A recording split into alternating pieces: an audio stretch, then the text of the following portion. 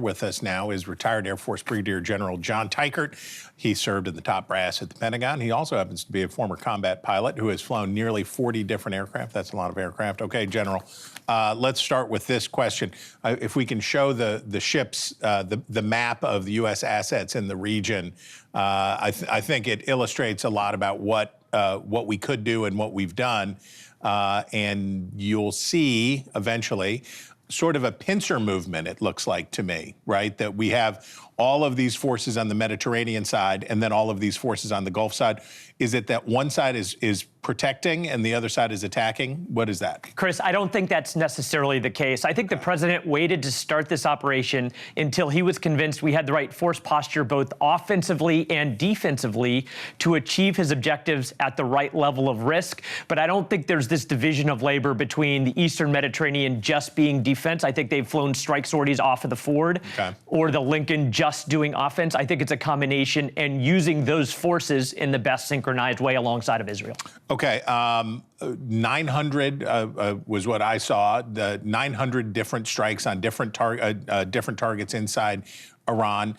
How, in terms of the massiveness scale of this isn't Iraq scale, but this is definitely more than what we did last year on the nuclear program. Put it in perspective. This is, and there have been two primary target sets for all of those strikes that you just mentioned. Number one, command and control. Okay. How do you decapitate military leadership and civilian leadership so that they are fighting deaf, dumb, and blind? And then the second target set is those ballistic missiles. That is really the primary way Iran can project power. You don't go after the individual missiles, but you go after launchers or warehouses or production facilities alongside of command and control. Those have been the two primary target sets. So drone warfare is a part of this story. I understand that the United States used drones, the United States and Israel used drones in this attack, but also I read about the United States getting control of Iranian drones and turning them back around on the people who sent them.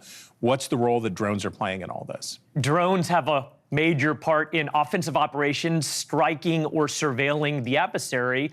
But then that electronic warfare spectrum, or what it goes on with electronics, primarily drives how do you manage the battle space. And that includes shutting down the adversary, but also taking control of adversaries' assets, maybe like those drones, to turn them around. But I think we talk a lot about the kinetics, what you see blowing up, but it's the electromagnetic spectrum and what's going on in that domain of warfare that is just as important. Okay, for those service members killed and their families, and for those injured and those in harm's way today, Iran's threats feel very credible today. But in terms of the wide-ranging punishment that Iran has promised, we have not seen that materialize, nor were they able to do so against Israel before. What are the capabilities that Iran has that we haven't seen yet? Are we waiting for other shoes to drop? I would characterize the last 30 hours in the same way that you just described, where it has not been as massive or as organized or as credible as expected.